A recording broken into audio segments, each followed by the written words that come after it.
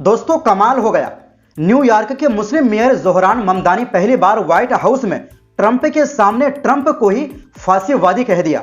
और तो और इस्राएल के खिलाफ जो बोला है वो बड़े बड़े नेता भी हिम्मत नहीं कर सकते। लेकिन इस मुलाकात में दुनिया ने जो सोचा था वो ऐसा बिल्कुल भी नहीं हुआ। बताएंगे दोनों के बीच कैसी बातचीत हुई, सब कुछ आपको बताएंगे।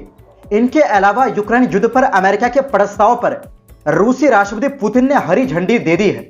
लेकिन दूसरी तरफ यूक्रेन के राष्ट्रपति जेलेंस्की ने इस प्रस्ताव को लेकर अमेरिका का साथ छोड़ने का ऐलान कर दिया है। दोस्तों इस पर भी काफी विवाद गरमाया हुआ है और यूरोप तक हलचल है।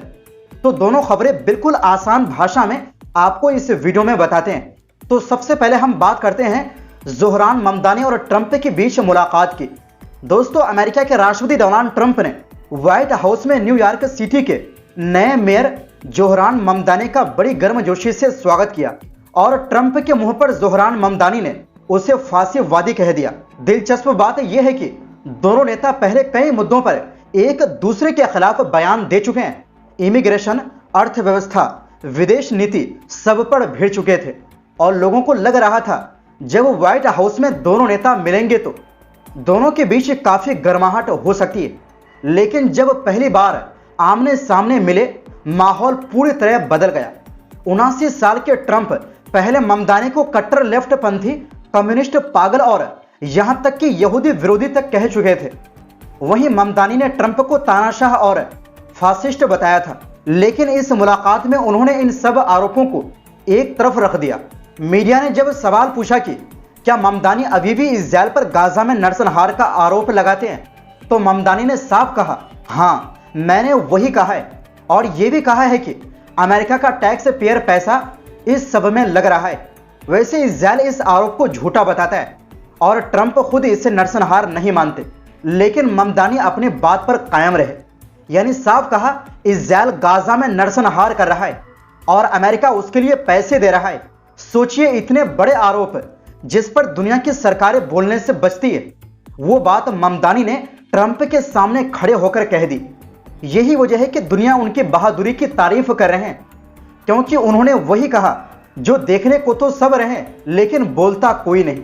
मीडिया ने ममदानी से पूछा कि क्या वो अभी भी ट्रंप को फासिस्ट यानी तानाशाह मानते हैं। इस पर ट्रंप ने ममदानी को रोकते हुए हंसते हुए कहा कि कोई बात नहीं, हाँ कह दो, ये समझाने से आसान है, इससे भी बुरा सुन चुका हूं। वहीं ट्रंप ने यह भी बताया कि उन्होंने ममदानी के उस बयान पर कोई चर्चा नहीं की जिसमें वो कहते हैं कि अगर प्रधानमंत्री नेतन्याहू न्यूयॉर्क आए तो उन्हें गिरफ्तार किया जाएगा। रिपोर्ट के मुताबिक ये मुलाकात ममदानी ने खुद मांगी थी ताकि न्यूयॉर्क में बढ़ती महंगाई और पब्लिक सेफ्टी जैसे मुद्दों पर राष्ट्रपति से बात की जा सके। काफी महीने मीडिया में एक दूसरे पर वार करने के बाद दोनों ने ओवल ऑफिस में बैठकर काफी नरमी से बातचीत की। दोस्तों यहां पर हैरानी की बात यह भी है कि ट्रंप ने ममदानी की जीत की तारीफ की और कहा कि उन्होंने बहुत मजबूत और मुश्किल चुनाव जीता है। ट्रंप ने कहा, हम कई बातों पर सहमत थे, हम दोनों चाहते हैं कि न्यूयॉर्क अच्छा करे। ट्रंप ने कहा कि हम न्यूयॉर्क को फिर से शानदार बनाना चाहते हैं, ममदानी जितना बेहतर करेंगे मैं उतना ही खुश रहूंगा। ट्रंप ने यहां तक कहा कि ममदानी कई कंजर्वेटिव लोगों को हैरान कर देंगे और उनके कुछ विचार मुझसे मिलते जुलते हैं।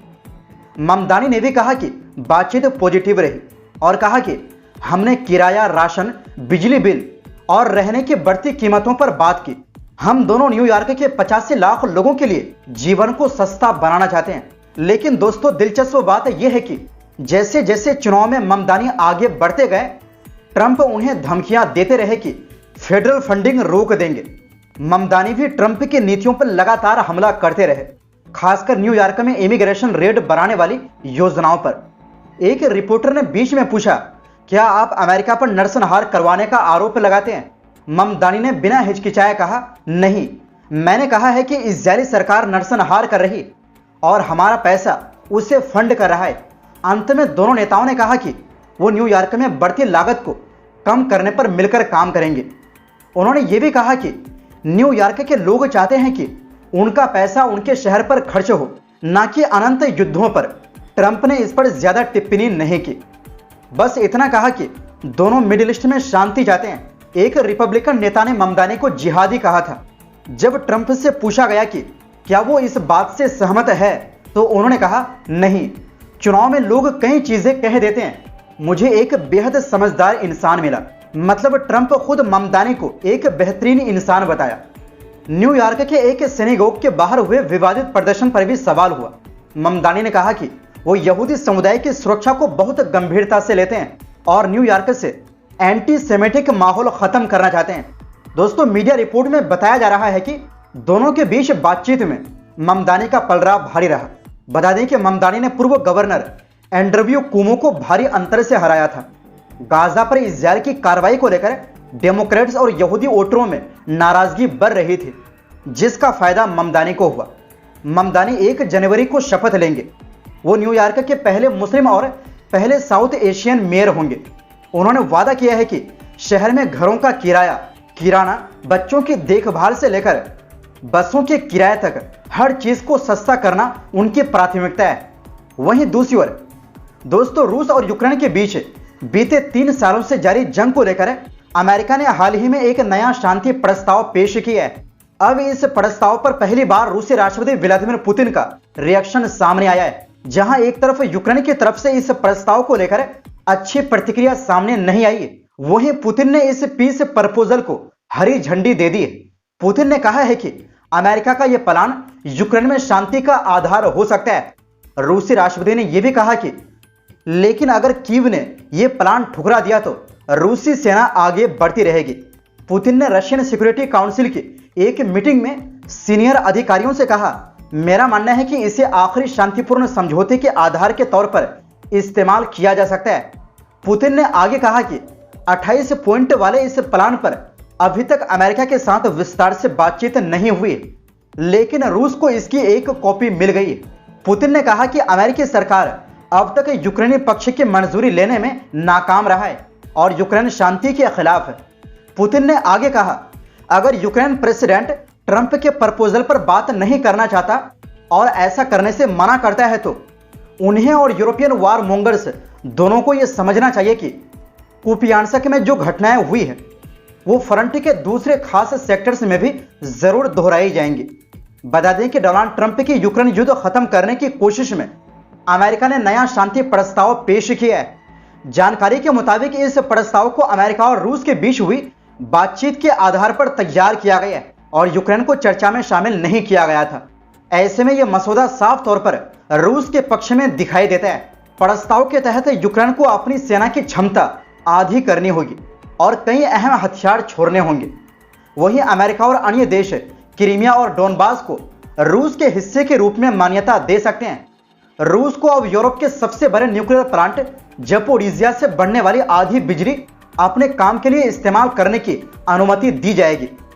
इस बीच यूक्रेन के राष्ट्रपति वोलोदिमीर ज़ेलेंस्की ने कहा है कि रूस के साथ युद्ध खत्म करने के लिए अमेरिका ने जो शर्त रखी है उसके चलते वो उसका समर्थन खो सकते हैं।